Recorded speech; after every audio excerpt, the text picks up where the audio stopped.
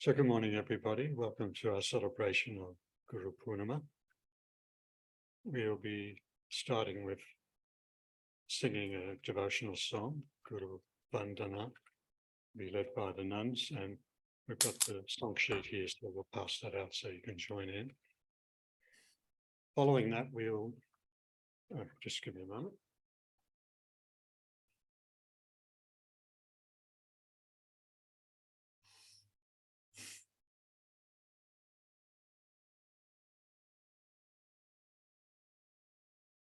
Following that, we'll be having a Vedanta Memoirs Session with Russell Atkinson, who you can see in the top of the screen there. He's ready and waiting. So after the singing of the song, we'll have an interesting discussion. He's had a very interesting life. He's one of the pioneers of yoga in Australia, in fact. So he has some very interesting anecdotes to share with us. So now I invite the nuns to lead us in singing the Guru Vandana song, and we'll pass the song sheets out.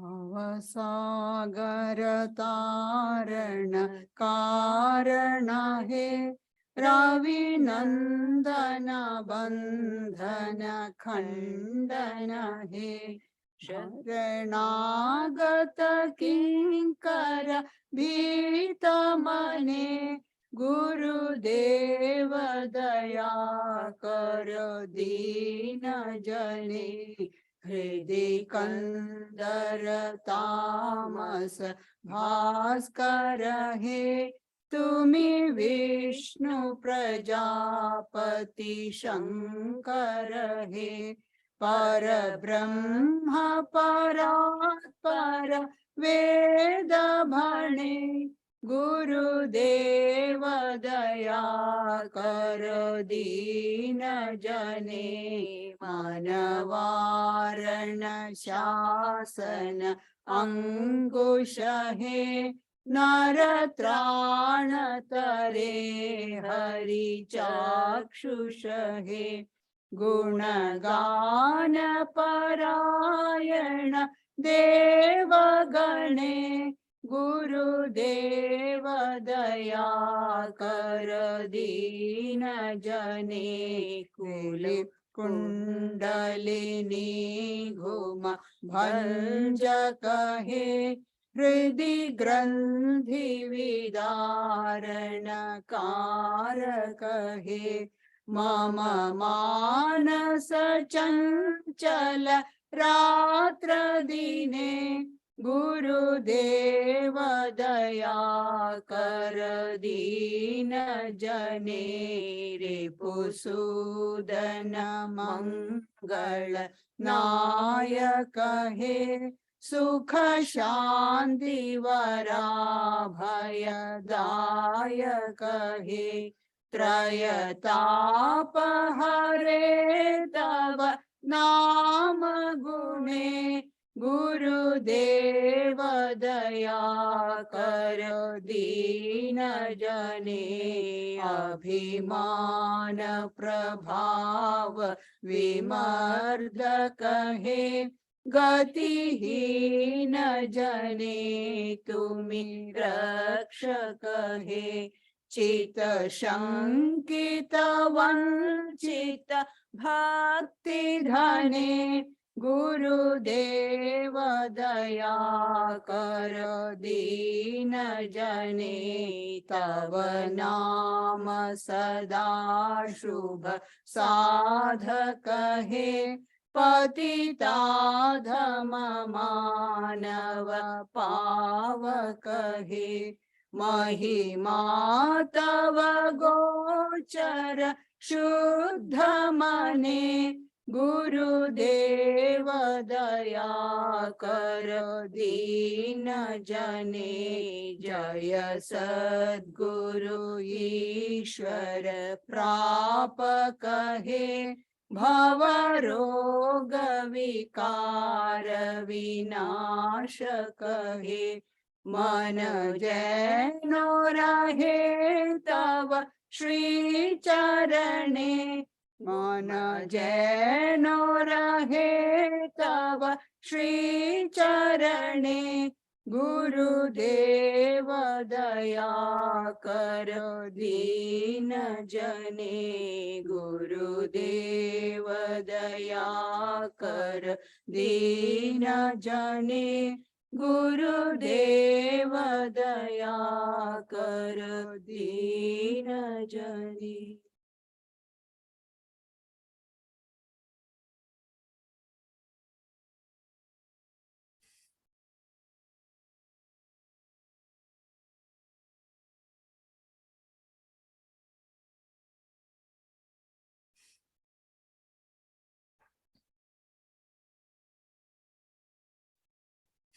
So now you can all see there's our good friend Russell Atkinson up on the screen there, joining us from Bellingen.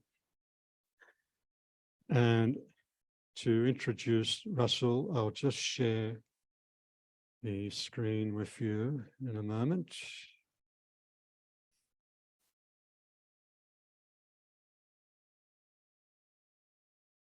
So Russell was born in Portland in 1930 on the western slopes of New South Wales. His working life began in the advertising department at the legendary Sydney department store Farmers. He subsequently studied and became a leading practitioner and educator in natural health. He went on to become Queensland manager for Blackmores, very well-known vitamins and supplements company. And later he also became researcher, writer, lecturer, and managing editor of Blackmore's Nature and Health magazine. He's also the author of numerous books. I haven't listed all of them here, but some of the main ones: Yoga Pocket Teacher, Your Health, Vitamins and Minerals, The Book of Relaxation, Diary of a Dropout, and A Spirituality for the 21st Century. And as we will hear this morning, starting from, well, I think it's 1949, Russell was teaching yoga and then went on to promote natural health and yoga and meditation and Eastern philosophy. And he is a long-time member and supporter of our Vedanta Society since the late 1980s. So, Russell, I guess as we were discussing earlier in the week, it's quite significant that you, growing up in a country town in Australia way back then, how you came to be interested in yoga and Eastern philosophy and natural health. You were, of course, stepping way outside mainstream Australia at the time. So please tell us a bit about those very early days and how you came to have this lifelong interest. Well, I have absolutely no idea of how I became interested or why I became interested, because there was no influence at all in my environment or my family to lead me to yoga. But my earliest memory would be, apropos of any sort of influence, was the film The Razor's Edge, which I saw on a Saturday afternoon flicks with my mates, and they poo-pooed and thought it was a lot of nonsense. I argued for it and said, yes, those things are possible. That probably even a true story. Now, why I did that, I have no idea, but I did. Yeah, look, excuse me, Russell, to give a bit of background. So as you know, the movie The Razor's Edge was based on a book by Somerset Maugham. And Somerset Maugham was keenly interested in Vedanta, and I recently listened to the audio book, and there's a whole chapter in that book, from which the movie was subsequently made. There's a whole chapter in that book on Vedanta. He talks about, he has a character, one of the characters talking about Vedanta, and it is, the characters in the book are based on people he knew. And then, as we know, the main character in the book is on a search for God and spirituality.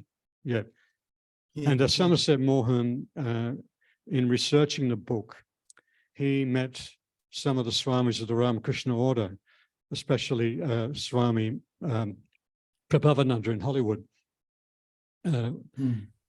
Sorry, carry on, Russell, and I'll put up a little image too of the movie while we're talking. Right. I'll just move on there. Yeah, there's the, oops, sorry, step back. Yeah, there's the movie that Russell saw, the very poster. And we'll come back to this other person in a moment with Russell too. Yeah, sorry, carry on, Russell. But my introduction to yoga? Yes. Well, I can remember as a lad doing yoga postures on the lounge room floor in front of the fire in the wintertime. I didn't know what I was doing. I was just mucking around and trying to fill in time. But now looking back, I recognize that what I was doing is actually doing a lot of the yoga poses or something very similar. Now, that was not because I was copying anything. I had no idea. I'd never seen anything like it. I don't know where that came from either. But to discover yoga actually goes to about 1948, late 48 perhaps. I was on the mackerel boat, so sailing from Brisbane. And we anchored at, or tied up at the wharf at Tin Can Bay. And up in North Queensland. Queensland. I went up to the only shop there. There was a general store and a few houses. It was just a tiny little village in those days. And the owner of the bookshop had a library, and I thought that was most interesting. So I was reading the titles of the books, and I found one, and it said 14 Lessons in Yoga Philosophy by Yogi Ramacharaka. I just had to have that book. So I took it to the man and I said, could I borrow it? And he said, well, are you from the boats? And I said, yes. He said, well, you can't borrow it and they might never see you again. I said, oh, well, okay then. Then I said, well, can I buy it? And he said, no. He said, those books belong to my wife. I was very persistent, which is very strange for me at those days. So I said, well, can I ask her? And he said, you can't ask her. She's in Gympie visiting her mother. And I said, oh, well, all right. Then I strolled down the street. And then I thought, no, I'll try again. I went back to him. I said, look, I'll give you 10 bob for it. And he said, all right, give me 10 bob. So I took the book, and instead of going onto the boat, I stood under the light on the wharf and started reading it. And it was just, it's just a revelation. It was like coming home in many ways. And that started my interest in yoga. And years later, I found, curiously enough, that the fellow who wrote that was an American. His surname was Atkinson, same as mine. So I immediately thought, I'm his reincarnation. But when I checked it out, I found he died. I'll share. There he is. There's Yogi Ramacharaka, William Walker Atkinson. And we had no relation. No. And by the way, going back to The Razor's Edge, the very title of the book is, of course, from the Katha Upanishad. That's where he got the title of the book. That's right. Yes.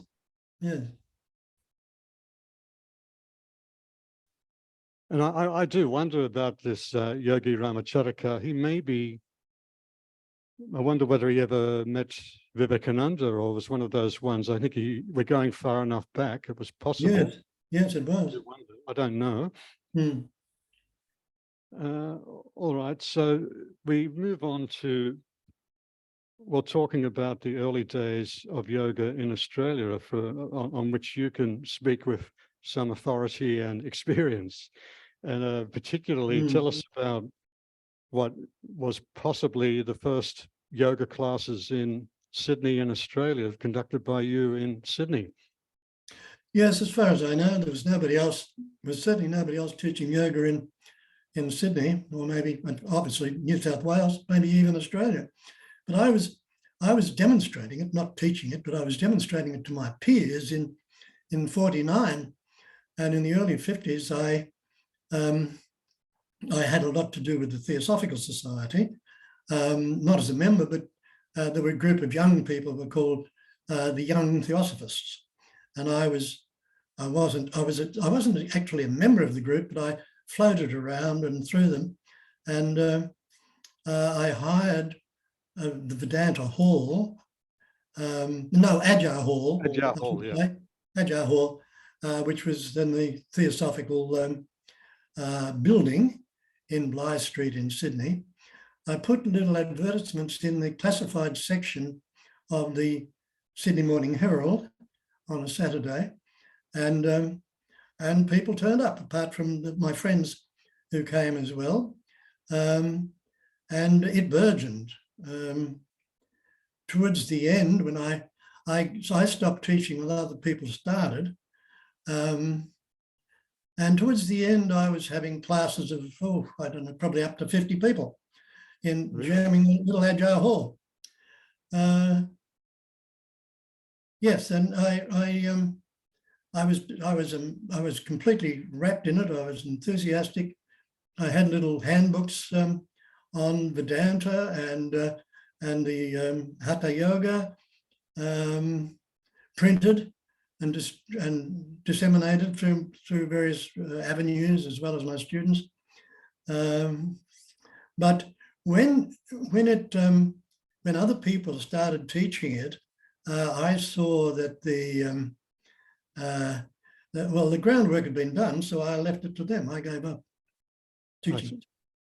Well, we know, as we were discussing, there were others teaching around that time. Not long after that, there's quite a colourful character. I'll put him up on the screen.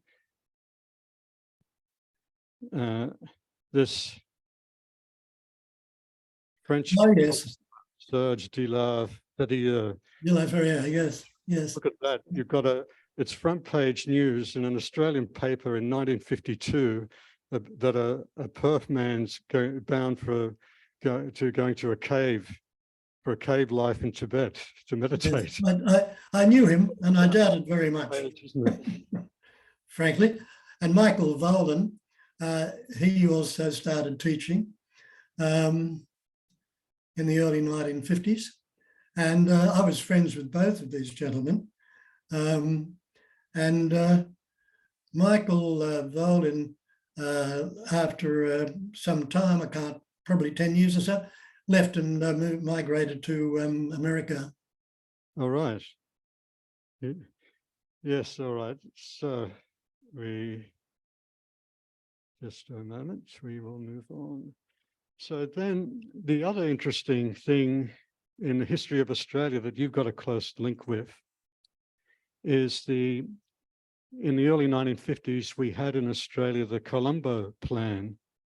And this plan, during the days of the White Australia policy, it was a plan that was the first signs of Australia opening itself up to the non-Anglo world, and actually some links with Asia. And I've got a quote here. It was for Asian students. They're bringing in Asian students from India and other parts of Asia, Sri Lanka, to see Australia at an impressionable stage of their lives and to exchange views at our universities and with our officials. And should do a great deal to break down prejudices and misunderstandings on both sides. So please tell us about your interactions with those Colombo Plan students and the Indian community way back then in the early 1950s. Mm. I left Colombo in 1953, coming back from my first trip to India, and one of the passengers I befriended was Sadhul Singh.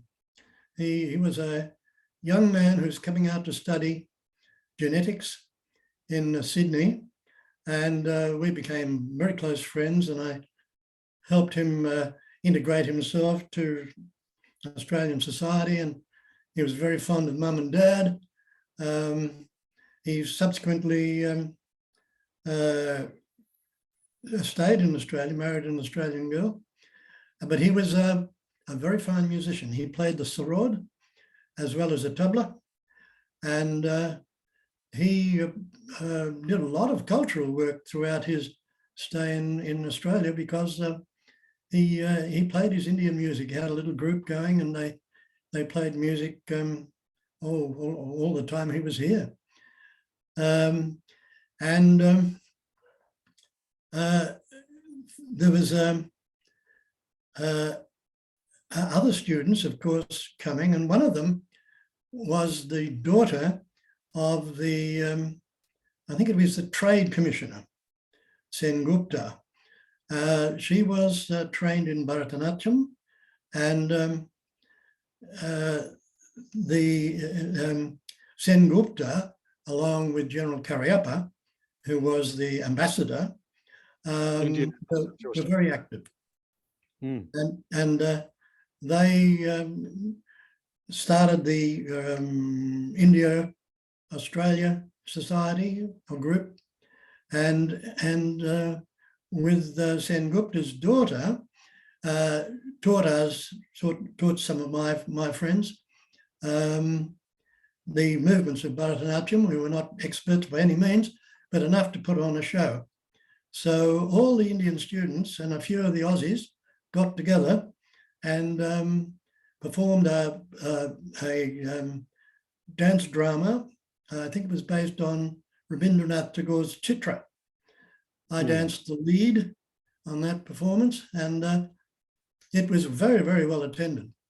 And subsequently, other teachers of India dancers came into the country, and Indian dance, Bharatanatyam at least, became, as far as I could see, very popular.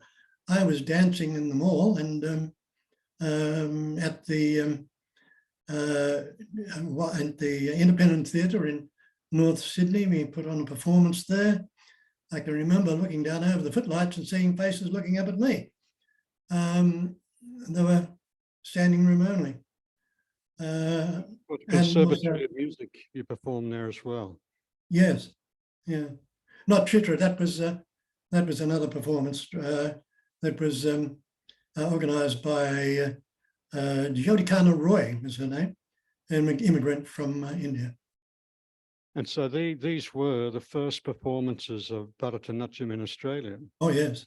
You would say. Yes, yeah. Then,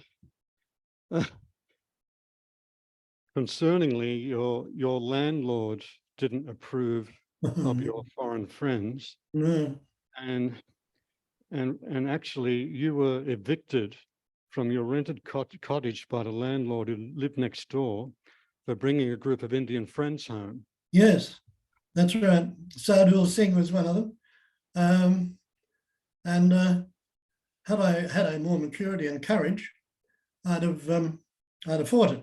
But no, I left, and it was very difficult to get good accommodation in Sydney in those days. Yes, that's right. Well, prejudice was still there, surely. So then we can move on to your first trip to India in the 1950s. Yes. Interestingly, back then you went there by boat. Yes.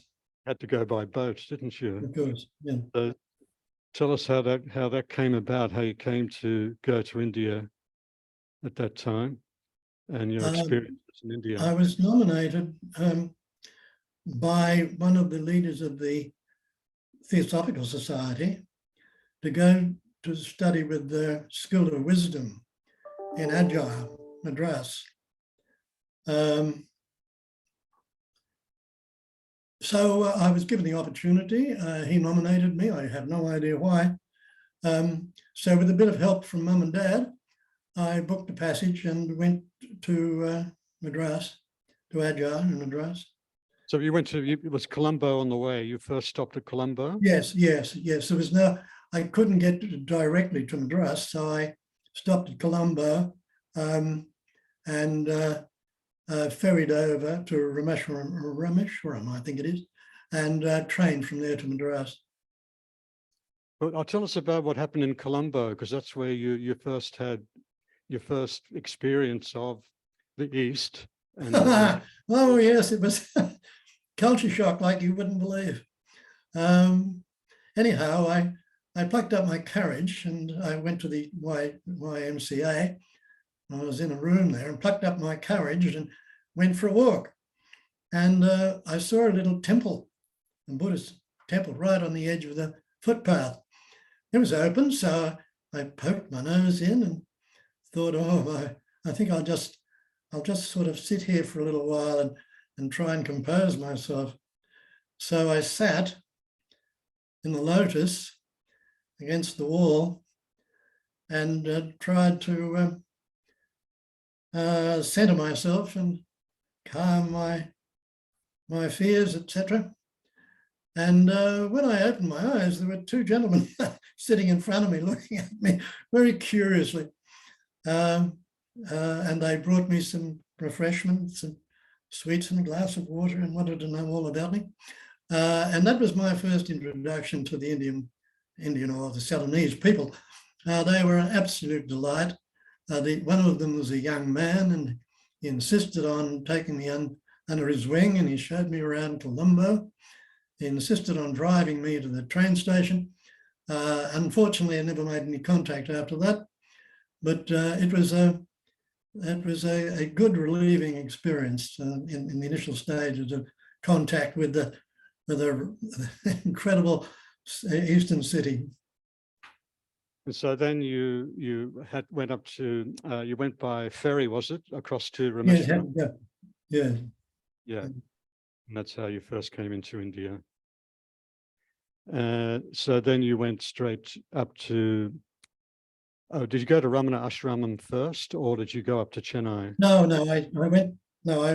It was after the School of Wisdom closed that I stayed on and went to Ramana Ashram. Oh, all right. So tell us about... And Pondicherry. I went to Aurobindo's ashram in Pondicherry as well. Spent some time in both of those. Yeah, tell us then about Adyar, where you went to study for a little while, and your other experiences there. In Madras, tell us a bit about Madras. That was a lovely place. The Theosophical compound is on the Bay of Bengal, on the Adyar River. I wasn't that all impressed with what I was learning at the School of the Wisdom, but at that time, Krishnamurti, whose property was on the other side of the river, started holding talks, the typical Krishnamurti talk, and I went there most of the time. In any case, I met Krishnamurti personally. It resulted in some sort of an experience. I don't know, I haven't been able to wrap my mind around it ever since, but it was some sort of a breakthrough, I suppose, in consciousness. Could have been inspired by Krishnamurti, I don't know, but it followed after my meetings with him. It followed one of those very brief experiences when, as I was walking into the compound, he drove past. Well, he was driven past. He was in the passenger seat and he he leant out and waved at me, and I waved back. And then I met my Indian friends. We went to the beach at Adyar, and I had an experience which I suppose was a spiritual one. When I looked out to sea, I couldn't see a horizon. I seemed to be looking at the inside of a huge egg, and light, pouring tissues of light. I collapsed, and I didn't know what was happening, but I had this feeling that if I said a word, I was scared. If I said a word, it would stop. And I struggled and said a word, and the next thing I knew, I'm laying in the sand, and my friends are shaking me, saying, "What's wrong? What's happened?" I got to my feet. I was a bit groggy, but then it was okay, and it was just sort of forgotten. And when I went back to my room, I had to adjust my brains to. Oops, it's frozen. Oh dear.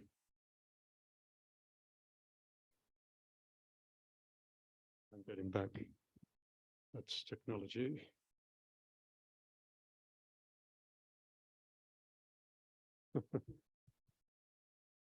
We got through most of his story. It's a shame the more recent times we would have liked to talk about that.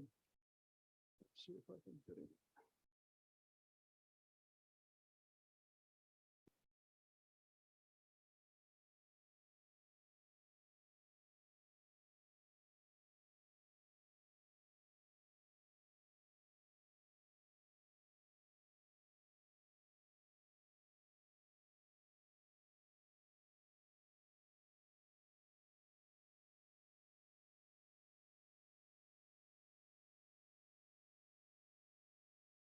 All right. Well, look, I think we're going to have to. Okay. Yeah, I can hear you. Is that okay? Yeah. Let's see if we can get you back in view. Oh, good. Good. You're back. All set? Right. Yeah. Well, look, we better move on quickly then. I'll just put up some couple of images from this India trip that we've got. So this one's beautiful photo looking near Ramana Ashramam.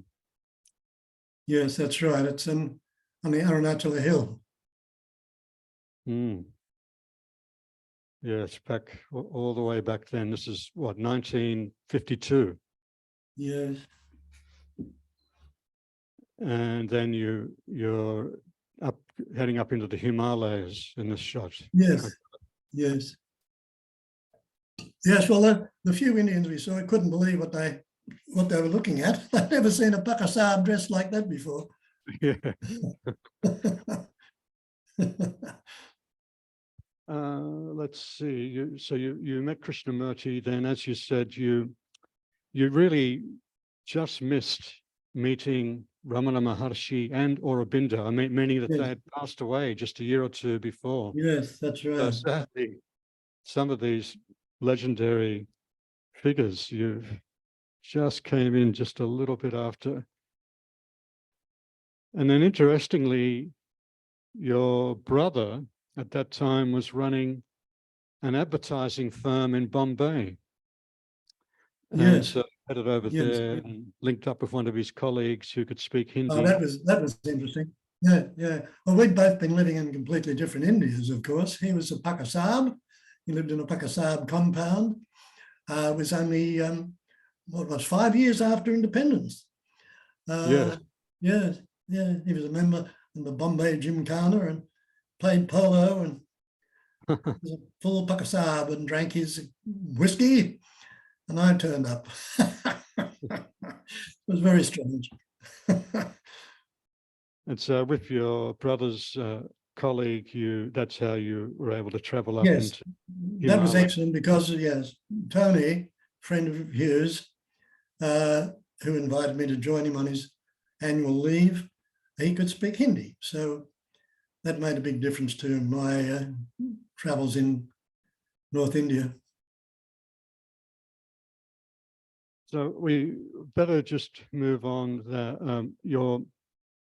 you say your first contact with Ramakrishna order was via the books of Swami Yes, Vivekananda, Vivekananda. and then you Yeah. did hear Swami Ranganathananda's lectures and gather way back, one of his very early visits to Australia. Yes, So might be late 1960s or early 70s. yes. You've heard him. Yeah. And then, as you're telling me, you stayed at Bellarmut in the late 90s, first time you went to Bellarmut, and you That was were in the late 80s. late 80s. Oh, sorry, yeah, late 80s, yeah. I did, yeah. And you were wishing to get initiated. The president was away, and they informed you you could get initiated in Australia through Yeah. Mataji, Pravrajika, Yes. Mataji. And Yeah. you subsequently did get initiated by Mataji as Yeah. so no.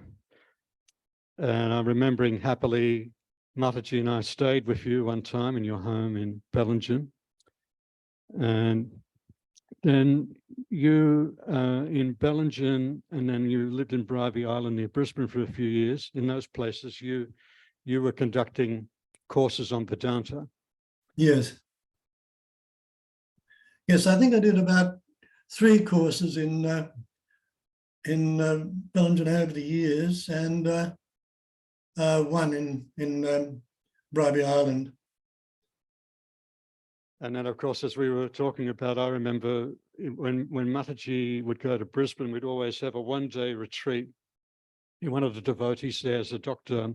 Ashim Majumdar and wife, and they've got a really big estate-like house on big grounds over on the north side of Brisbane. And they would very kindly open up their house, and we'd have these nice one-day retreats there. Dr. Majumdar, interestingly, his father is a disciple of Holy Mother, so very close to Ramakrishna, of course, in the family. And then I remember, so Russell, you would come along with this as a group of Catholics, a Catholic meditation group. You'd bring them along to the retreats, I remember. Yeah, they were lovely people. I saw their poster for a meditation group. They didn't necessarily, they were Christian meditation group. They said they were. They didn't say Catholic. They said Christian. And I thought, well, that sounds great. I'll go. So I went, and they were great. And when I said that, I was practicing Vedanta and so on, they were fascinated. And I used to give some talks to them on Vedanta. That wasn't part of the course I ran. I was just giving talks to them occasionally. And when Mataji came to Mazumdar's, I told them, and quite a few of them came along. Yeah, I remember. To that retreat, yeah. And we had that former missionary who he could speak fluent Bengali. It was so pleasant for him to talk Bengali again. Yes. Yeah, he was character. Yeah. All right. Well, look, Russell, it's been very interesting. I mean, especially hearing about the early days of yoga in Australia, and you've got some very precious memories, and you've played a very precious role in helping to bring into Australia all these wonderful practices. And, you played your role in helping us come closer to Asia. I mean, after all, Mataji used to joke, Australia is the Far East. We're in Asia, aren't we? Quite true, yes. Yeah. All right, so we'll now continue on with the rest of our function, but thanks very much for sharing your memories. No, it's a pleasure. Thank you. And look, I've got to say, you're what, 93 next month. And look, he's a living testament to, he's been a practitioner of natural health, and look at him, look at this very healthy, alert 93-year-old, living testament to what you've been advising people to do. All right, Russell, thanks very much. Thank you, Robert. Of course, I'll keep you there in the background. You can virtually attend the rest of the event. Right.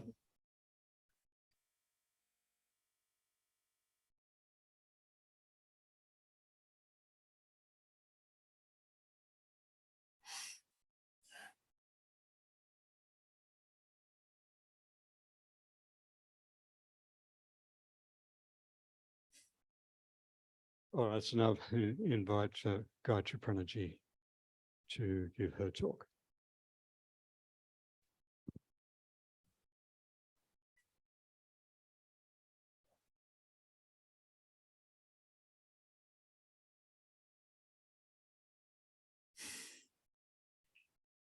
First, I should say thank you very much to Russell Atkinson for sharing his memories of Vedanta and yoga in Australia. I remember he had a plan of staying in Dharma for some time, but it didn't work out. He tried, but it didn't happen with different reasons. We didn't have the house at that time anyway.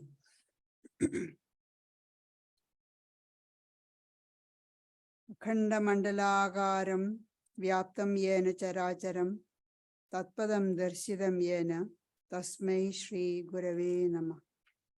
Salutations to the Guru who has made it possible to realize him, by whom this entire universe of movable and immovable objects is pervaded. Guru Purnima was on Wednesday, 3rd July. So we are having a celebration today. People often think, oh, spiritual life is very easy. It's not. Those who try sincerely, they understand that spiritual life is not easy, not straightforward. There are a lot of ups and downs. There are a lot of pitfalls. And the Katha Upanishad says, Churasya dhara nishida duratteya. The wise say that the path to the realization of the Supreme Spirit is as difficult to tread as the sharp edge of a razor. We already just saw the edge of a razor's edge. So it's not easy. Often people think, oh, what is that? I'll just sit quietly for a few minutes in the morning and evening, or just in the evening. That's a spiritual life. That's not a spiritual life. That is simply sitting there. Real spiritual life, those who are sincere in spiritual life will find it's very, very hard. Full of pitfalls. Anytime you can have a fall. So we need somebody to guide us. In our daily life, in all fields, we take help. We take help, advice, guidance from experts in those particular fields. Thus, we can make correct choices, avoid failures and setbacks, and gradually make progress in that particular field. That's why we take advice and guidance from some expert. And spirituality is the highest of all, greatest of all sciences. And we just think that we don't need any guide. We need a guide. Without a guide, it's not possible. To make progress in spiritual life is like climbing Mount Everest.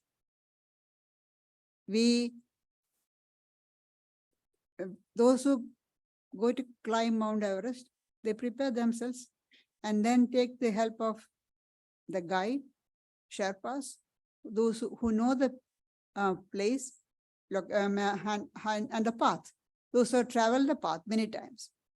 In spiritual life also, it's like that. We have to prepare ourselves first and then get guidance and follow this guidance of the expert in that path. That is our spiritual guide, Guru. And the expert has made the trip many times, has traveled the path. So the expert knows, the guide knows what are the pitfalls, what are the dangers which we may, and the new people may face. That is why the guide, spiritual guide, is very, very important. Swami Brahmananda says the path of spirituality is hard to follow. No matter how clever or how intelligent a man may be, without the aid of an illumined guide, he is sure to stumble on the way. If you want to avoid stumbling, avoid pitfalls, avoid danger on the spiritual path, we need the guidance of a spiritual teacher.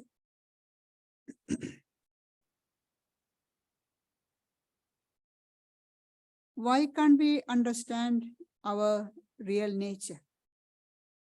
God is present everywhere. We read that, and we read that God is present everywhere, God is within us. But why don't we realize that? Because of our ignorance, that presence of divinity is covered by the ignorance. And the spiritual guide helps us to get rid of that ignorance which is covering our real nature. Now, why should we have the Guru? We can get all the guidance from the books. Now everything is at the tip of the, just click on the mouse. On the internet, you can get all the guidance. There's a lot of talks are there, books are there. Why can't we learn from them? Of course you can. To become a specialist, say a doctor, do we just listen to the, read the books and listen to the lectures and become a doctor? No. We have to, with the theory you may study through the books and attending lectures. But practical, you have to work with a doctor. Follow the guidance of the expert doctor, senior doctor. The same way, spiritual guide is very, very important. Learning and reading books, listening to lectures, you get all the information. You may become very scholarly. You may be able to speak wonderfully about spiritual life. But that does not mean that you become spiritual. You may be able to speak about spirituality, may speak about religion. That does not make you a spiritual person.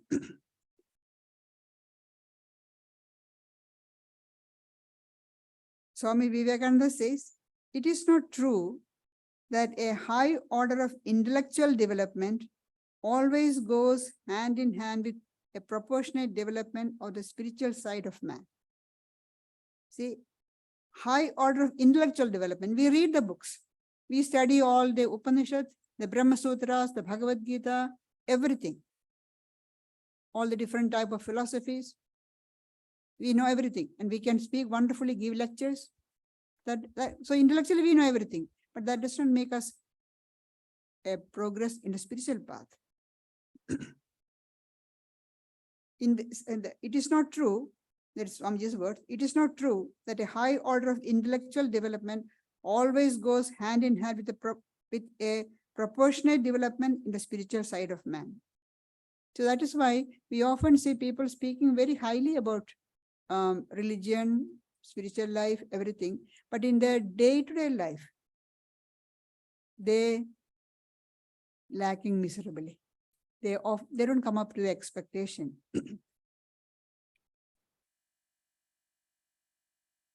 And after reading books and doing some spiritual practices for some time, we hear people claiming that they have had spiritual experiences. They hear the voice of God. They had visions of God. But most of these experiences are psychic experience. Because spiritual experiences are very hard. This is the highest thing. So it doesn't come so quickly. People may say, if sometimes back somebody is told that and they are very close to attaining enlightenment, attaining samadhi, it doesn't happen so quickly. We may imagine, but it's all imagination. It doesn't happen. The spiritual path is hard to walk, and we have been in this world enjoying the pleasures of the world for a long time, and then suddenly after practicing a discipline for a few months, claim that you have attained spiritual enlightenment. It doesn't happen. We are deluding ourselves. So Swami Adhisharananda says very nicely, a well-trained, pure-hearted person can certainly commune with God. a well-trained, pure-hearted person, the mind has to be completely pure. Pure-hearted person can certainly commune with God, the indwelling spirit. But when impure, untrained individuals make such claim, they only deceive themselves. They deceive themselves. Not just they deceive themselves, they deceive others also. Because other people believe them. Often they believe and follow them. And the Upanishads, it is not something new.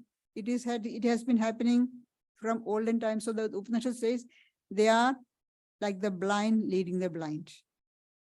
They claim that they have attained illumination, they have attained realized God or self-realization, and they try to lead others. And those people who are gullible, they follow them. And so the Upanishads compare them like the blind leading the blind. So we have to be very careful. Now the question may ask, do we choose our guru? No, we don't choose the guru. The guru is chosen for us, and we don't have to go around looking for guru. All we have to do is prepare ourselves. When we prepare ourselves, when we have intense yearning for spiritual life, guru is bound to come to us from wherever. We don't go around looking for guru. Who is my guru? Who will give me spiritual guidance? No. All we have to do is have intense desire for spiritual life. Then the guru is bound to come. Again, to quote Swami Vivekananda, it is the mysterious law of nature that as soon as the field is ready, the seed must come. As soon as the soul wants religion, the transmitter of religious force must come. He is not saying will come, he is saying he must come. It's a law of nature. And then he is quoting, the seeketh sinner meeteth the seeking sinner meeteth the seeking savior. If all you have to do is seek, then the savior will come. When the power that attracts the receiving soul is full and ripe, the power which answers to that attraction must come. The power that attracts the receiving soul, that is the disciple, the seeker, the spiritual aspirant, is full and ripe.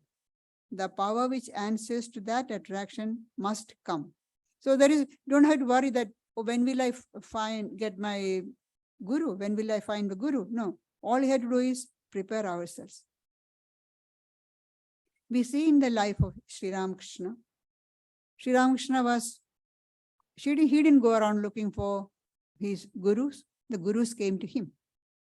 We see how Bhairavi Brahmani, the first guru who came to him, she had an intuition that she has to give spiritual instructions to 3 people.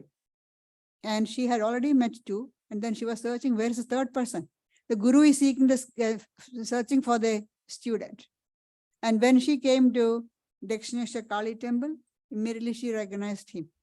The same with Totapuri, who taught Sri Ramakrishna Advaita Sadhana.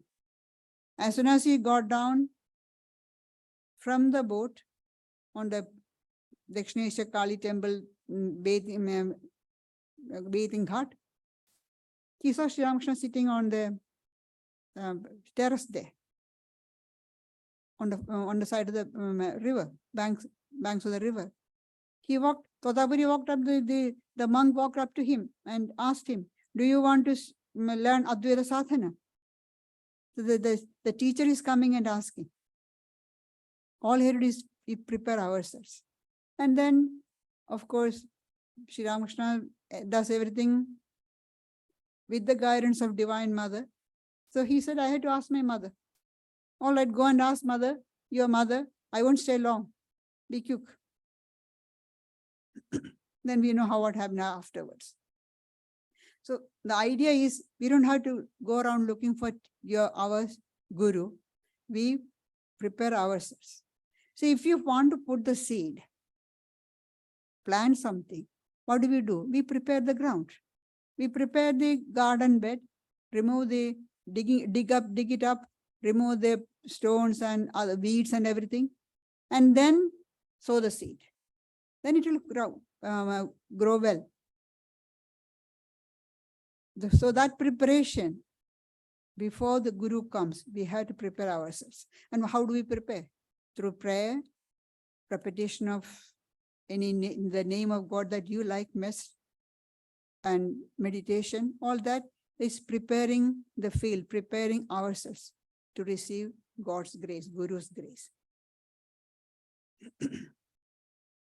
And what does Guru do? Guru confers emancipation from bondage. Bondage, what is the bondage that we say we are all free? We are all free in the physical sense. That's all. But on the mental level, we are not free. We have got a lot of attachments to the world and its possessions. We are slave to our emotions, lust, anger, greed. So where is the freedom? We don't have freedom. Guru gives us freedom. Guru, from all the bondage, Guru frees us. These attachments, emotions, lust, anger, and egotism, the feeling I and mine, they make us forget our true nature. Our real, so we think that I'm so and such a person. I'm so powerful, I'm so great, I'm so famous. All I, egotism. And we have forgotten our real nature. Our real nature as the infinite Atman, we have forgotten. So Guru reminds us, awakens us, removes the ignorance, covering that divinity within, and awakens us to the fact that we are not the psychophysical system, but we are really infinite Atman. Sri Ramakrishna gives the example of the tiger or the lion. The story, sometimes the story is given as a lion, sometimes as tiger. A lioness pounced on a flock of sheep. She was full with baby, and in that effort, she gave birth to the cub and died. Now the lion cub grew up with the flock of sheep. It did what the sheep were doing. Ate grass, bleated like sheep, and in course of time grew into a huge lion. But still ate grass and bleated like the sheep. And one day another lion attacked this flock and found a huge lion, fully grown lion, running away, bleating like sheep. What is this strange thing?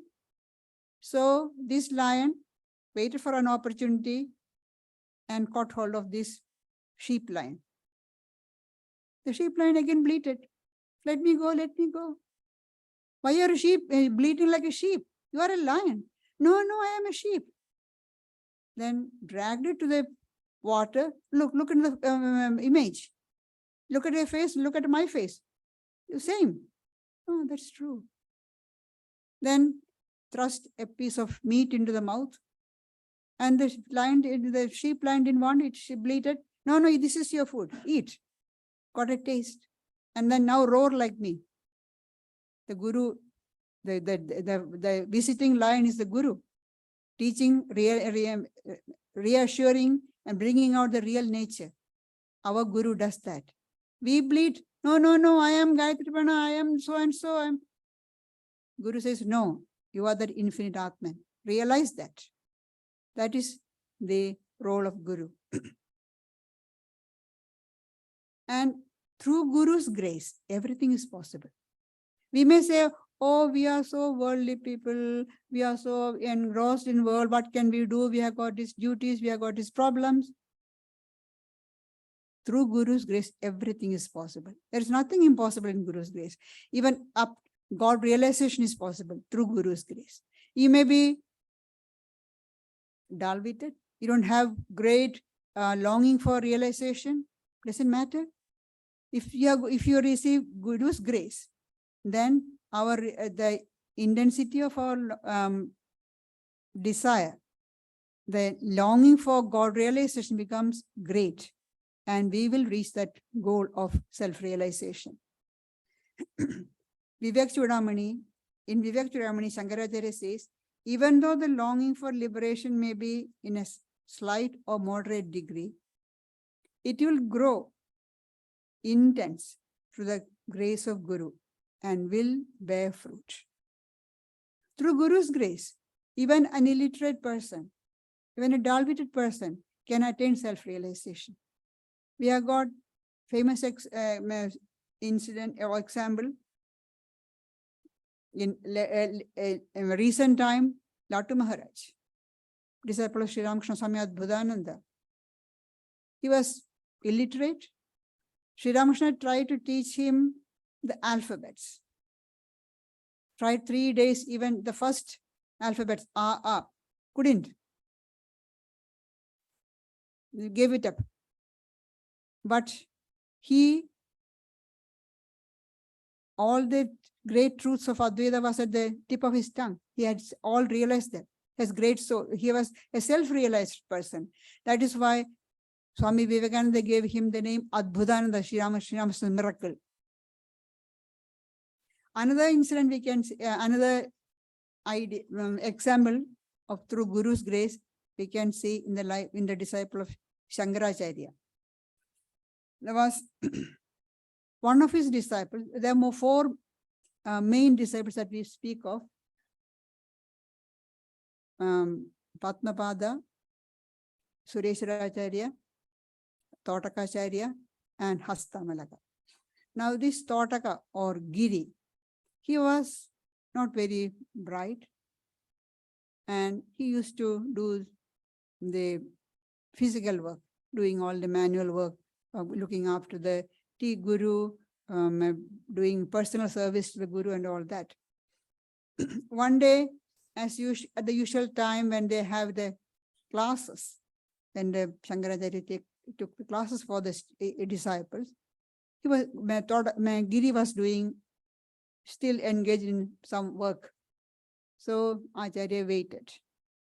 And Padmapada, who was very intelligent, he asked, why are we waiting? Acharya said, let Giri come. Oh, waiting for Giri. We may as well wait for the wall to come. What's the point? You won't understand anything. That's the idea. Shankaracharya felt sad. The other disciples are looking down on Giri like that. So he mentally blessed him. Within a few minutes, when Giri finished work, he came running, praising, singing a hymn in praise of Guru, praise of Shankaracharya in Totaka meter. Where did he get this sudden inspiration and wisdom? With the grace of the Guru, with the blessings of the Guru. So with blessings of Guru, we can do everything. Everything is possible. There is nothing impossible when Guru's blessings is there. But for that, we need intense faith. We have to have faith. What is faith? Faith is defined as the firm conviction that the words of the scriptures and words of Guru are true. That's a firm conviction. Firm conviction means nothing can change that.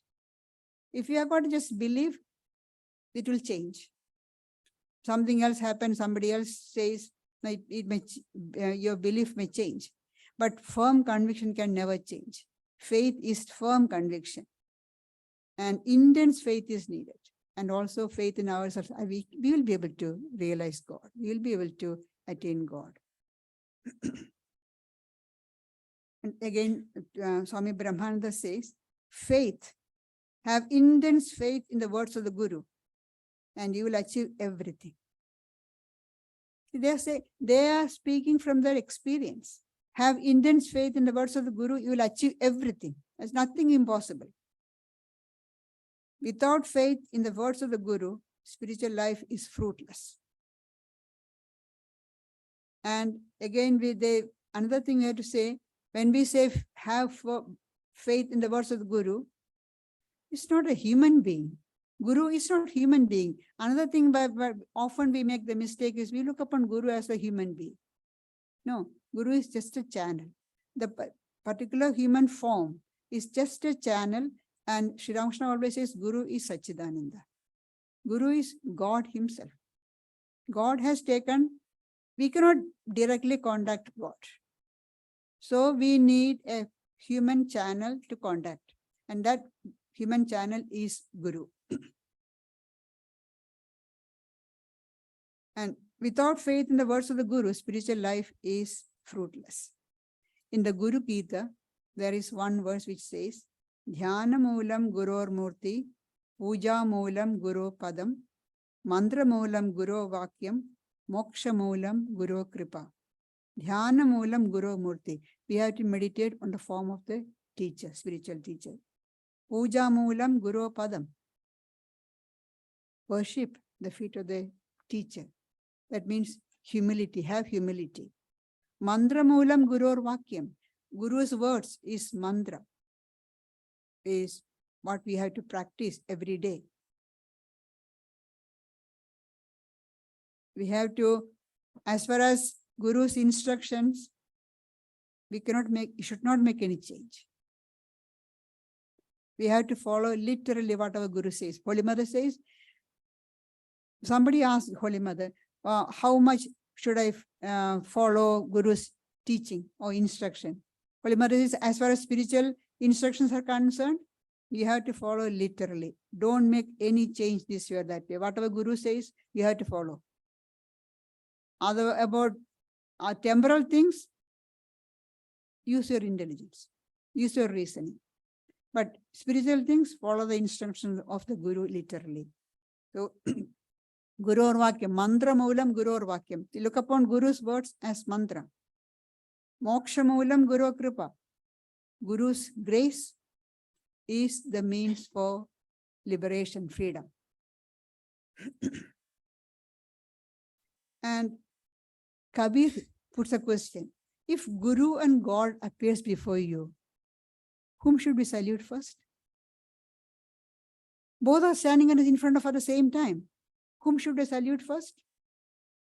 We salute Guru, because Guru leads to God. We cannot approach God without the help of the Guru. Guru is the one who is leading us to God. So we salute Guru first and then salute God. I'll just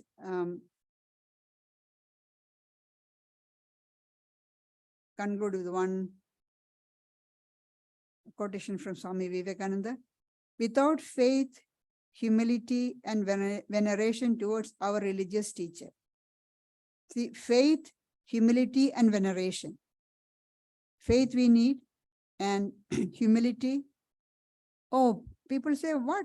Humility? We are democratic society. Why should we have humility? Bowing down to somebody, showing respect? No. We have, in spiritual life, democracy won't work.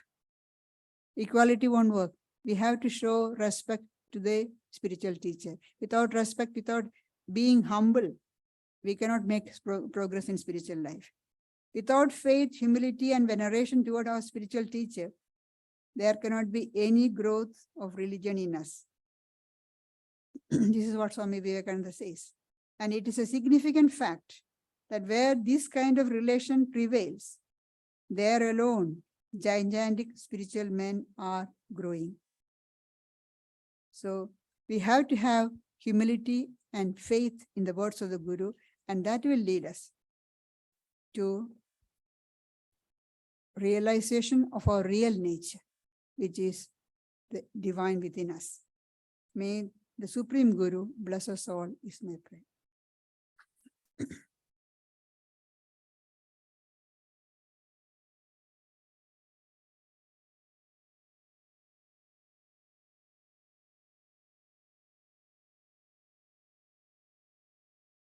So we now have an open forum. You invited any of you to come up and reflect on the Guru, spiritual life.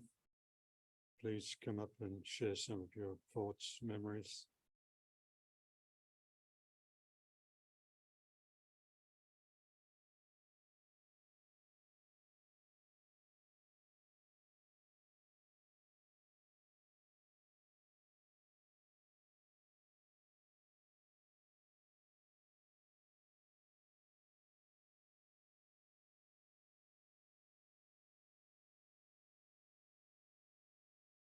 Oh, yeah, yes, please, Adesh. Yeah.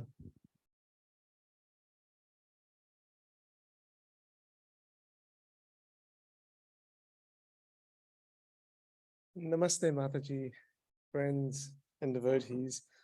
I'll try and keep this one pretty short and sweet. Look, on behalf of my family, my parents, my brother's family, and they couldn't be here today, we've been associated with the Vedanta Society for about 35 years, since I've been about 5 years old. And now it's on to us to share that with our kids and the next generation as well, something which we're aspiring to do. My brother and I were initiated with Reverend Pravrajika Gayatripana Mataji in our 20s. And we're very blessed and very, very grateful for that.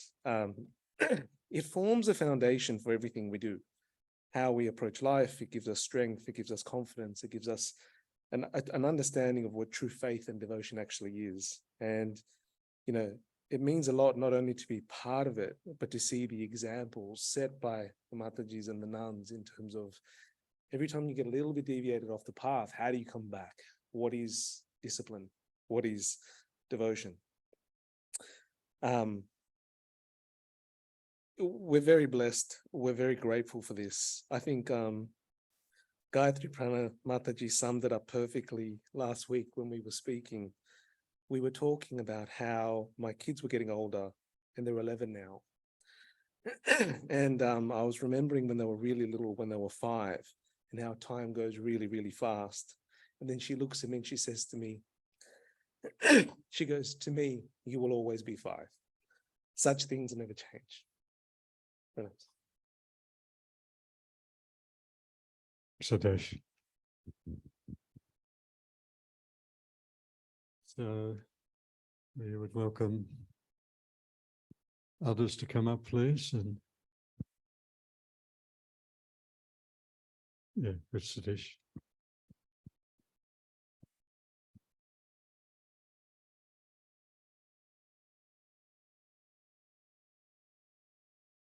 Now, Mataji, following on from what Adesh told us all about, it's been a few decades coming here and being blessed in the company of Gayatripana, and prior to that, our Reverend Mataji Ajay Pranaji.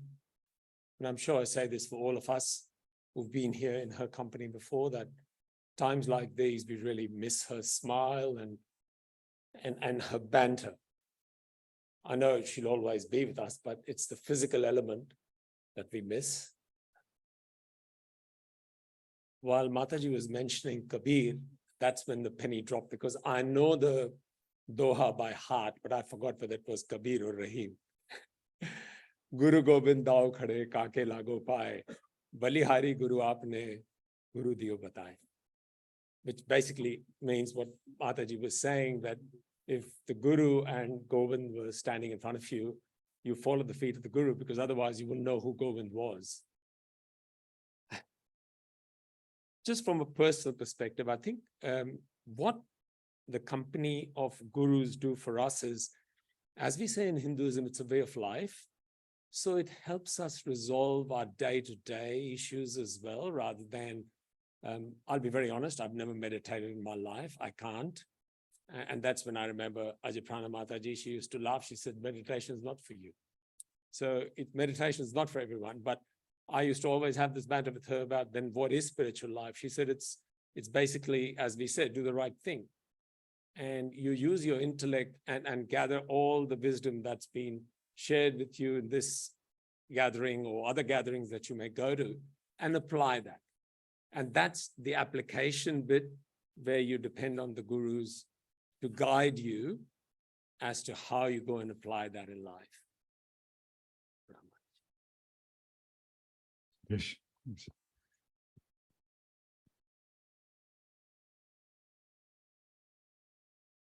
So we've got plenty of time. Yes, Nandubai.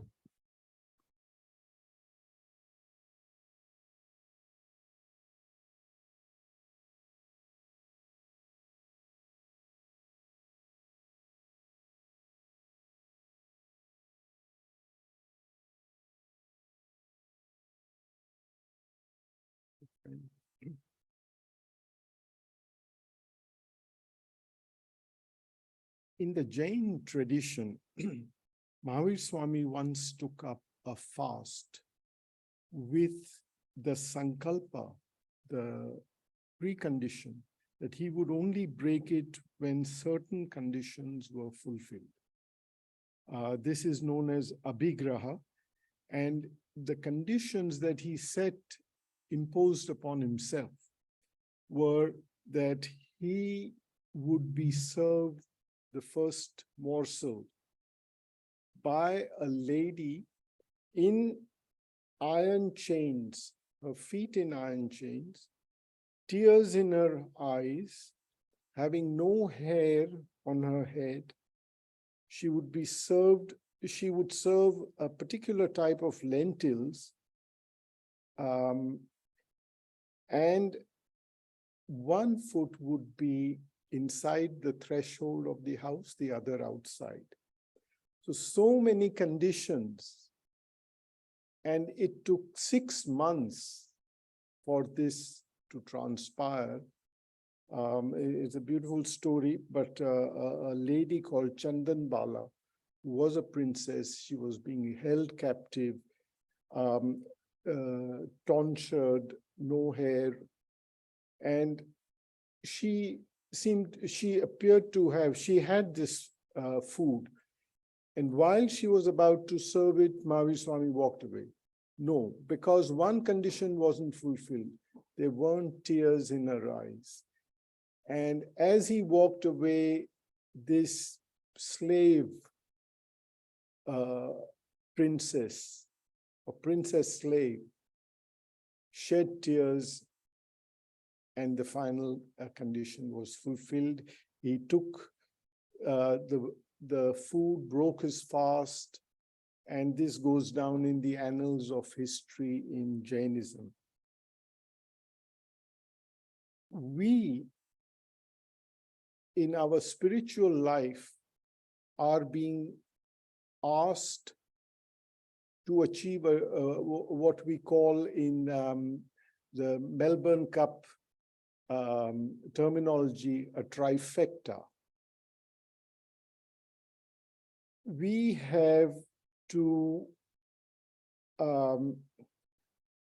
achieve a human birth. And while we are in the human form and it seems easy, it takes 8.4 million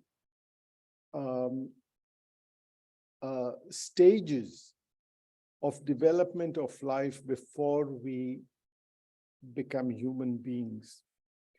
So this is the first consideration. We must have a human birth. We must have a desire for a path to liberation. And we must have Mahapurush Sannidho, getting the association of a company of a spiritual person, a guru. And when all these three things, which are so rare, are achieved, we then are truly on the path of liberation.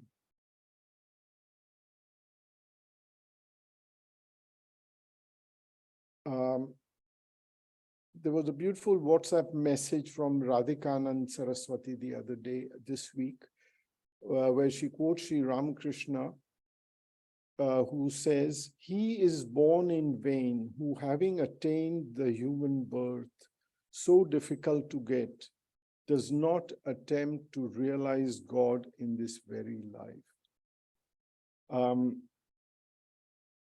So Sudesh Bhai, of course, has very appropriately said that what is spirituality in discussions, that being good, doing good, but I might take the liberty of saying that there is a scenic route to God, and there is the quick route to God. And we can take the scenic route, which might take several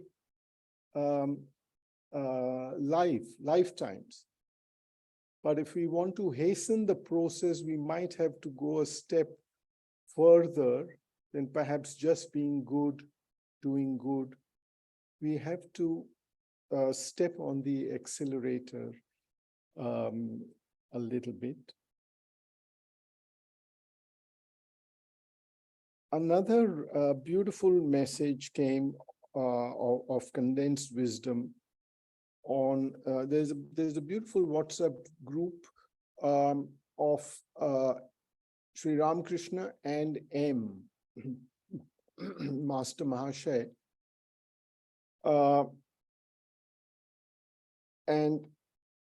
Master Mahashay is quoted in this particular message. He says, he's quoting Sri Ramakrishna. So, as we know, Master Mahashay recorded the Gospel, 1,000 pages of the Gospel, and subsequently, Swami Nityatmananji, sorry, Nikhilan, no, the person who quoted M, Nityatmananji, I think, yes. So he is conversing, and Nityatmananji is recording, and M is saying the moon, the sun, the rivers, air, time, all are moved by God. They perform their duties under his reign in awe of him. Pointing to his own heart, he says, and this also beats at his will. The second day I saw him, so M is going way back at his second meeting, and he's quoting Thakur, and these are amazing words. Thakur told me this: he has arranged everything that may be needed anywhere. Your duty is to realize him, to call upon him. So the Lord is taking care of all our needs. And this brings us back to a beautiful verse in the Bhagavad Gita. The other day I was just quizzing Gayatripana ji, what is your favorite verse in the Gita? And out of 700 verses, it is not easy to choose. But she chose this verse, and it's beautiful. This is 9:22. There are those who always think of me and engage in exclusive devotion to me. To them whose minds are always absorbed in me, I provide what they lack and preserve what they already possess. So the Lord will take care of our needs. What we don't have, he will provide, and what we have, he will, if you like, ensure them. He will provide protection of those needs. So this is exactly what M is quoting Thakur as telling him, that he has arranged everything that may be needed anywhere. Your duty is to realize him, to call on him. So amazing words to my mind from Sri Ramakrishna, that if we just focus on what is necessary, he will take care of everything. And finally, I was reading the Vedanta for East and West, the publication from the UK ashram yesterday. This is the January-February issue, and there is a Reverend Andrew B. Lemke writing. this was a reprint from 1958, so the details of the author were not given, but he would appear to be a Christian. And he is writing on what Sri Ramakrishna means to me. And he is saying,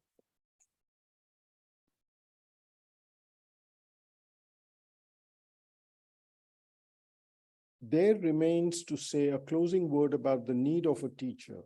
In order to assimilate the sayings and life of Sri Ramakrishna, a teacher is essential. The master himself said that one can never really know what butter is by merely hearing about it or even seeing it, that to know what butter is, one must taste butter.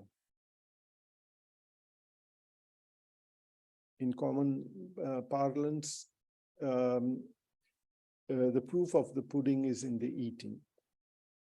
On his own, the student can read the gospel and rejoice in beholding the Lord. But to assimilate the profound instruction, a teacher is necessary.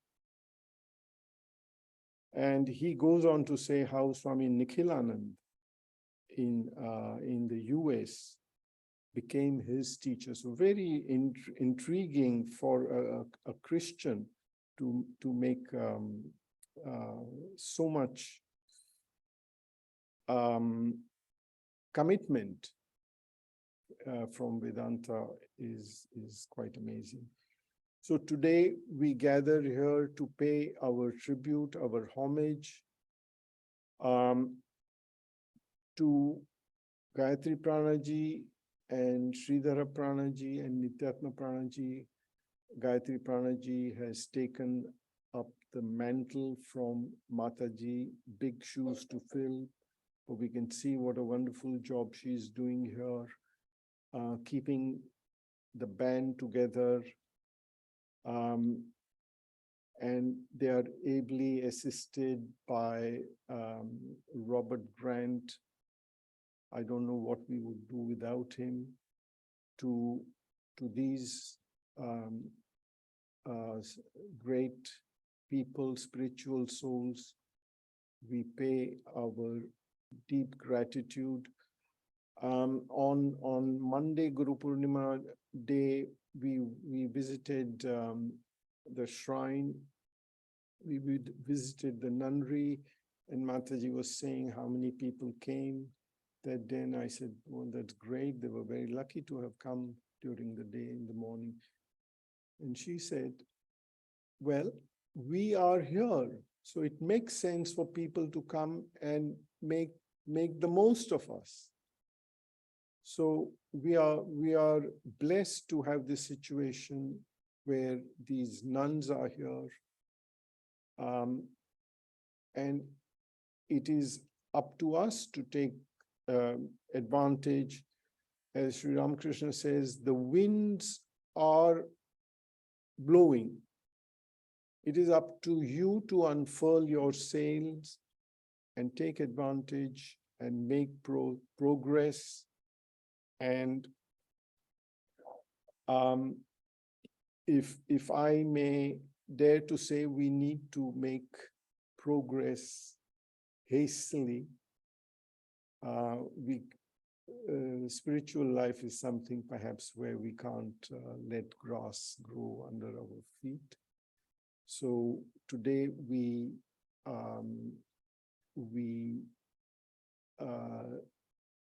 renew our resolve to make greater efforts and greater strides. Thank you for everything you are doing. And of course, we pay loving and respectful homage to Ajay Prana Mataji, to whom we owe everything in the center. She has been the pioneer. She has sown the seeds. We were a small tribe that had so much advantage. When she went back to India, we see from the talks of her retreats in India, hundreds of people attending retreats. We see how difficult it would have been for people to access her. We were so fortunate in doing so. These are hallowed memories for us, and we take we pay gratitude for having her for so many years with us. Thank you. Thanks for that, Nandubai.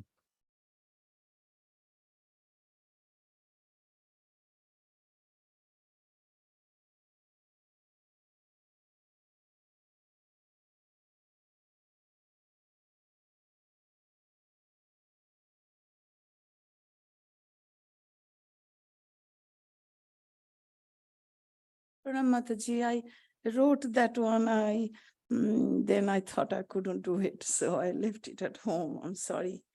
I just want to say a few things that whatever we are, it is what Guru made us. I knew Mataji from 1984, and I would say I was in kindergarten then. I did not know many things. And my devotion was action-oriented. I wanted to do a lot of functions, so we had a huge group and lots of support, and we did a lot of functions. And I was studying that time. You'll be surprised. I learned even marketing from Mataji. She taught us that it's just amazing how to build the team, everything, it's just amazing. Many times, Nanduji said, Shamalaji, be careful. Mataji, very upset with these things, so don't do it. So he used to warn me. So we did many mistakes. So I would say it's like a factory where Guruji can fix this, take this off, rebuild you. That's Guruji. So you know how in your life, happiness do not come and stay for a long time. Happiness always in rush, come and go. So what happened that time, if you are Guru Moy, I don't know the Hindi or English of that. Guru Moy is when you are always in Guru's Chintan. You are not separated from your Guru Ma. She's always here. So then you are calm. You can do everything so well. Like 20 years ago when I was very shaky, call came from hospital, your husband is critical. In Australia, if someone is dead in the hospital, often they don't say that this person is dead, calm, because you're driving, something might go wrong. So they say the person is critical. It has happened many times. I received calls, so I know I have experience with my colleague's daughter. I lost her. Anyway, so he said, your husband is critical from hospital, 12 o'clock night. I went running upstairs, did pranam to Mataji, put a full glass of water there, prayed, and then drove. No, if that happens now, I wouldn't do that. She's here. So what is the difference between Guru and all other masters and teachers? Your Guru Ma or Guru is enlightened. So you have a heart, of course you're born, you have a heart here. Ajabana Mataji said that's a temple. So Guruji comes and lights your, Guruji comes from outside and enlights, like, match, they light your candle. So that is Guru Ma. So when Mataji left us in Sydney, I thought as if your friend has betrayed you. We're so depressed, we used to cry all the time. It's not only me, many of others crying and missing her. But now Guru is not just a body, as Gayatripana Mataji said. She is not just a body. Her spirit is always with us. And it is so true. Nobody need to look for Guru. Guru Ma will look for you and they will select you.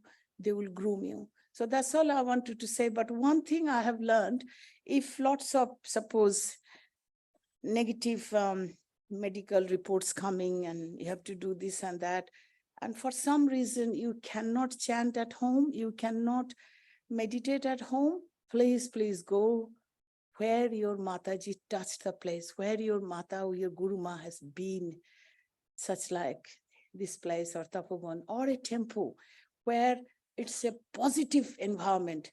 The chanting japa takes you straight away to Guru's Charan. That's all I believe. So if we stay in Guru's Chintan, life is amazing. You don't have to go to parlor to get a facial done. your face will glow. You are happy because the candle is enlightened here by Guru Ma's Ashirwad. So today I'm pouring my boundless love, my deepest gratitude from my heart to Gayatripana Mataji, to my Guru, and to my Gayatripana Mataji. She's teaching us so many things. We are blessed. Thank you so much for giving me this time. Sorry, Mataji, I might have mistaked because I left the paper. Anyway, thank you. Everybody enjoy. Thank you.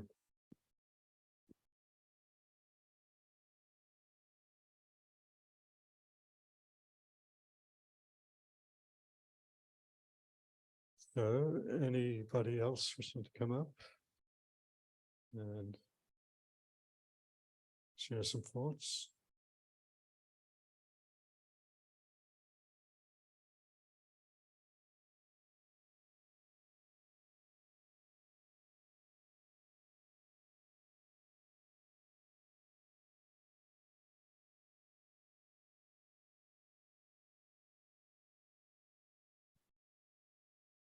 Yes, I just noticed Bandana and Abhijit. I'll unmute you. I believe you want to say something.